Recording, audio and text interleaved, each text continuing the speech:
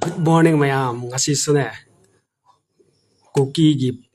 Facebook page ama cookie land haibigi page ama dagi hoje akoi Manipur da lairaba mi mayam na traga India da lairaba mi mayam cookie bu refugee haina haibu da mokoi cookie mokoi se mokoi khakta cookie refugee oining da big hoje se naga da su refugee lai haibigi claims amuk lai ko ai haira ke mokoi ki claim do moina haire se hoje kacha naga na khoi cookie bu refugee haina kauri bu do naga ge so refugee lai Myanmar da haina moi khakta refugee oining da bagi hoje khoi naga da so refugee oi hanning da bagi o hanning bagi moi claim ma tawra e gon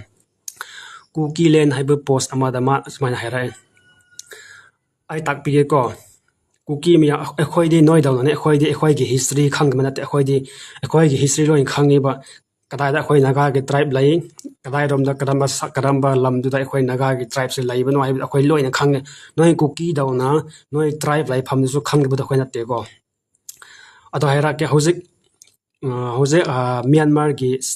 ge country manung da ko Myanmar nation ge country manung da naga tribe na lai ba se Saga Ing region ko part of Kachin state Kachin haiba state ke area amada Saga Ing region da khoi naga ge tribe le rami tribe ge maming do Makuri natraga Olo natraga Chamniungan ko khoi naga ge tribe ge ming ne ko moi ne lai bese makhoi ge taung ge ming ayama lai bam pham do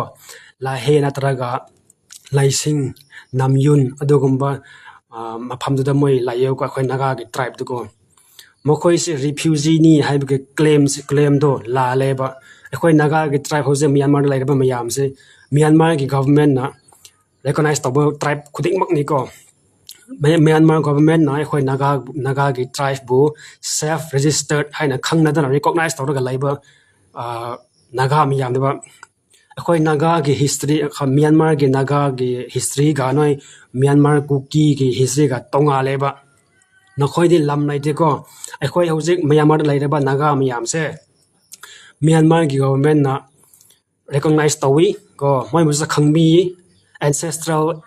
tribe ni haina su lai bane athe history su lai net su lai ko si aina semba wari na teba khara research tawroga wa sa khala ngang na se ko khoi se noi na pangang da khoi na lobi ga da na teba no khoi cookie refugee gi history ga khoi naga gi hoje kamai na khoi naga miyam se cheli buno hada ka Myanmar da lan thok pudagi ko lan thok pudagi lai ba ya da bagi moi chen mu wani refugee na te ba noi cookie da na hoji noi di Manipur da ancestral tribe ni haibagi history se document se lai khibra lai te ko noi se refugee hai na Indian gi document da su Manipur gi history da su no cookie se refugee ni hai dam khangna bane ba mi pun mak na prithvi se na hoji Myanmar da lai ba khoi naga gi tribe lai he natraga lai Makuri natraga Olo natraga no tribe mayam lai ko Saga Ing part Kachin se da lai ba miyam do makhoi di recognize ko Myanmar government na recognize tawi makhoi bu sumai gi government na ancestral tribe hain so makhoi gi ancestral land haina Myanmar da lai bani moi da sing da lai bani sing thak do moi se moi ga lai pham sam pham that bani sing thak ta lai gani ko aduna hoje cookie khoi na makhoi se refugee ni haina claim tawri budo la le haiba kangi ko makhoi gi history no so research to ne noi se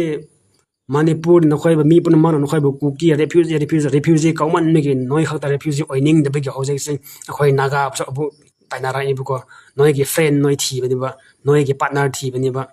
khoi de refugee laite naga ge tribe su di iso na boy piram ba ko khoi bu di iso na phajana yingsin mi ba tribe ma khak ne sahi chama mamang de ge thai na de ge 1919 doi de 1920 1901 doi de khoi de lairak pani ba ko Manipur sida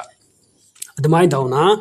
hoje Myanmar da laire ba naga miyam se ancestral tribe ni ba ko Myanmar da masi se mokhoi government na so recognize tawi self administered zone haina so khoi hoje naga laire ba mapam kuding do admai so Myanmar government khangna bani ko research tawraga ne chin thi no ba ai cookie gi matang da wa se ngang wai le ramane bu no khoi gi chin thi bi se u bu tumi le ba ngam ne ba ko नखोइगे न साउसी येंगनिंगद्रे मातिन चिमन हौजिक जा सेमगा cookie होइसे के तौसे करी नोवा video का सेमनिंग दे वारी दो खरा research तौरगा ने आइडिया दो एविडेंस का प्रूफ दो खरा पुल इन तौरगा वीडियो सेमाओ को चिंथीबा नत्तबा आराम दो तौनोवा समाय तौदे लान थोकने नखोइना रिफ्यूजी कोर्बस मतिक चारबना रिफ्यूजी हम प्रूफ लाइबदे रिफ्यूजी के सर्टिफिकेट सु लई नोय के डॉक्यूमेंट सु लई नखोइना गवर्नमेंट दा पीखिबा कदai कदai मणिपुर लाकम तमदा ना कमाइन लाइरा खिबनो हैमा लोइना मक डिटेल्स एवरी पीस खोइदा लाइबको दो कुकी के दे लाइदे होजे नागा से कुकी नागा से रिफ्यूजी ना हैबे क्लेम डॉक्यूमेंट दो येंगे बा डॉक्यूमेंट दो येंगे म्यांमार गवर्नमेंट के डॉक्यूमेंट दो येंगे कदाय दे पुरक पा कदाय के सिंग थोक पा सिबु करम क्लेम नो बा हा नोइने हिक ngang khoi lobi ga daba natte ba noine ngang se mine lobi de ba kuki jo wa se kanam da lobi daba ne haubadagi sinthi bagi aran ba na tabangang semne sajen ba wari ngak ta haining da achumba am tang haira ona aisu mun ta ge ba go aisu khara khan ge ba noine ngang sa kari no aisu research to ge ba noi gi post se hik u da sinthi bani ham sa dum khang ni ta e ba ko mo gi post ma ta du da gi proof yaw da bu do machin thi ba khakta ha khangai go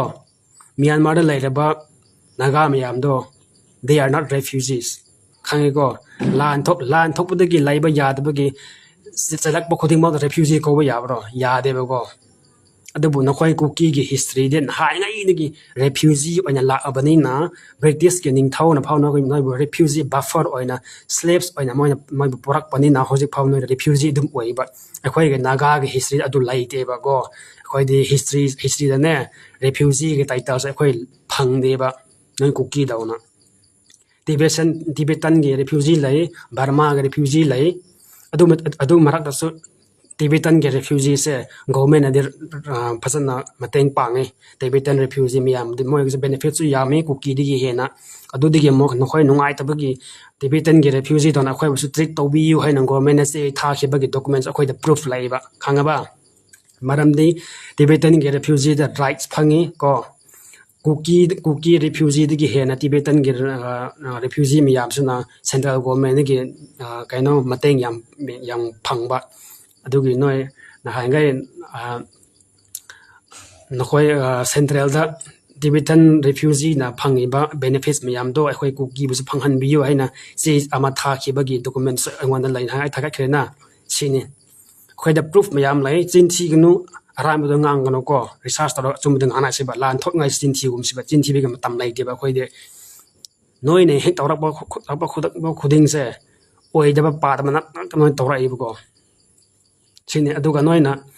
NRC noina tawning se kari no wa NRC se tawradi kuki se laiba yara noi khangwana tro ha nokhoi gi ming de lai da bani na 1951 da base tawnaga census thi si hara pha noi ki da kari gi no naramdi 1951 mamang di noi laitre ayam de laitre ba go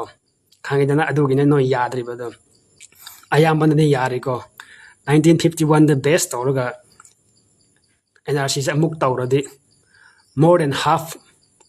100% de 80 de dum tatani ba ko kuki se aduna moi yada bani ba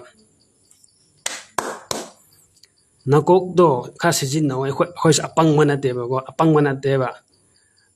koina mai khatna so government bu hek yada do hai pai lai te ko oira bu su achum bu ding ngang se ba noi gi nat ta bu da nang ni claim taw nat ta nang gi nat bu da mi gi do ai gi ne hen claim taw de lan thok pa ta bani ko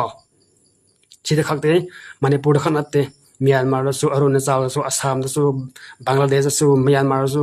kuki na laiba mafam khuding mak ta lan thoi masi khara khallu go si kari gi no hai no khallu ba kaino madi wa le ba no kaino madi lacking tawai ba ko thank you